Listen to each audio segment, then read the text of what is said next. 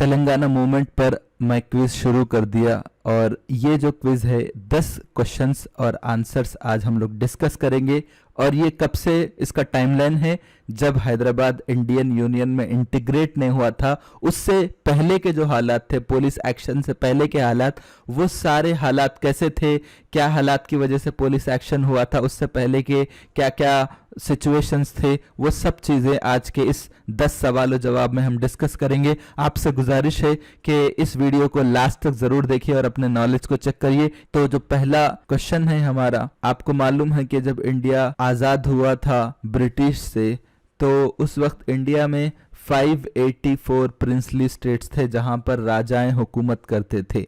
तो उससे पहले, इंडिया आज़ाद होने से पहले एक मीटिंग हुई थी जवाहरलाल नेहरू की सदारत में। किन के साथ? प्रिंसली स्टेट्स के जो राजाएं थे उनके साथ एक मीटिंग हुई थी, एक कॉन्फ्रेंस मुनक्किद हुआ था। तो ये कब हुआ था? ये कॉन्फ्रेंस बहुत ज़्यादा अहम है, इंडिया की आज़ादी से पहले, इंडिया की इंडिपेंडेंस से पहले। तो इसके 4 ऑप्शंस है: जून 44, जुलाई 45, जून 47, जून 46 में। तो अगर हम इसका जवाब देखेंगे तो इसका जवाब है जून 1946 में जवाहरलाल नेहरू जो है ऑलमोस्ट 580 प्रिंसली स्टेट्स के जो नुमाइंदगान रहते, रिप्रेजेंटेटिव्स रहते, उनके साथ एक कॉन्फ्रेंस करते। ठीक है, तो याद रखिए। सेकंड क्वेश्चन है वो ये है कि सोशलिस्ट पार्टी के कौन से लीडर हैं जो हैदराबाद का दौरा करे थे और उन्होंने ये बताया कि मई 1947 में ये बताया कि हैदराबाद को इंडियन यूनियन का हिस्सा होना चाहिए, यानी इंडिया में मिलना चाहिए। तो यहाँ पर 4 ऑप्शन हैं: सुभाष चंद्र बोस, वेंकट लक्ष्मी नारायण, लक्ष्मी नरसैया और जयप्रकाश नारायण। तो इसका हम अगर जवाब देखेंगे तो जयप्रकाश नारायण हैं जिन्होंने हैदराबाद का दौरा करके हैदराबाद को इंडियन यूनियन में शामिल होने पर जोर दिया था। तीसरा क्वेश्चन ये है स्टैंड स्टिल एग्रीमेंट।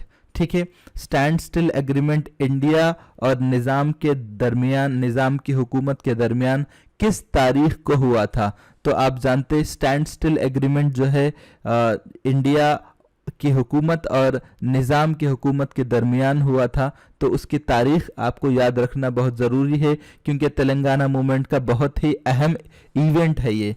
तो अगर इसका जवाब हम देखें तो 29 नवंबर 1947 को, यानी इंडिया आज़ाद होने के बाद, इंडिपेंडेंस के बाद, ये एग्रीमेंट इंडिया की गवर्नमेंट ने निज़ाम की हुकूमत के साथ किया था। तो अब इस एग्रीमेंट के बारे में एक और सवाल है कि स्टैंड स्टिल एग्रीमेंट के बारे में जो इंडिया की गवर्नमेंट और निज़ाम की गवर्नमेंट के दरमियान हुई थी, तो इसमें इनकरेक्ट क्या है, गलत क्या है? ये 4 ऑप्शन में गलत क्या है? तो इसमें ऑप्शंस ये है कि फॉरेन अफेयर्स, डिफेंस और कम्युनिकेशन को इंडियन गवर्नमेंट के कंट्रोल में दे दिया जाएगा, बाकी की सारी चीज़ें हैदराबाद की जो गवर्नमेंट रहेंगी उसके कंट्रोल में सारी चीज़ें रहेंगी। एक चीज़। दूसरा यह है इंडिया के बैंक और इंश्योरेंस कंपनीज निज़ाम स्टेट में कायम किए जा सकते हैं। और तीसरा ऑप्शन यह है कि अगर इंडिया और पाकिस्तान के दरमियान जंग की सूरत हाल पेश आई तो हैदराबाद स्टेट को इंडिया का साथ देना चाहिए। चौथा पॉइंट यह है कि इस एग्रीमेंट के 1 साल के अंदर एक डेमोक्रेटिक गवर्नमेंट हैदराबाद में कायम होना चाहिए। तो इसमें इनकरेक्ट क्या है? अगर हम देखेंगे तो इनकरेक्ट बात यह है कि ऐसी कोई बात नहीं है कि इंडिया और पाकिस्तान में जंग की सूरत हाल पेश आई तो हैदराबाद स्टेट को इंडिया का साथ देना चाहिए। ऐसी कोई बात स्टैंड स्टिल एग्रीमेंट में नहीं है, जो कि इनकरेक्ट है। और 5वां क्वेश्चन ये है कि अक़वाम मुत्तहिदा की सिक्योरिटी काउंसिल में निज़ाम की हुकूमत ने एक पिटीशन दाखिल किए थे, जिनको निज़ाम जो है इस पिटीशन को दाखिल करने के लिए तकर्रुर करे थे। तो माउंट बैटन है, रॉबर्ट कुक है, या सर वाल्टर माउंटन है, या ट्रूमन है? तो कौन है जो सिक्योरिटी काउंसिल में हैदराबाद का मुकदमा दायर करने में निज़ाम की हुकूमत की तरफ से मुकर्रर हुए थे? तो उनका नाम था सर वाल्टर माउंटन, ये नाम है उनका। अब चलते हैं 6th क्वेश्चन की तरफ। वो ये है कि कौन, जब स्टैंड स्टिल एग्रीमेंट हो रहा था तो हैदराबाद में इंडिया की गवर्नमेंट की तरफ से एजेंट जनरल कौन मुकर्रर हुए थे?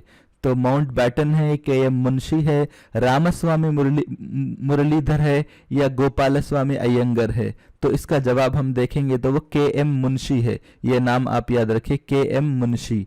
ठीक है। अब 7th क्वेश्चन ये है कि ऑस्ट्रेलिया का कौन सा ऐसा शख्स है जिसने हैदराबाद को गैर कानूनी तरीके से गोवा से होते हुए हथियार सप्लाई किया था, और ये जो है स्टैंड स्टिल एग्रीमेंट के जो प्रोविजंस है उसका वायलेशन है।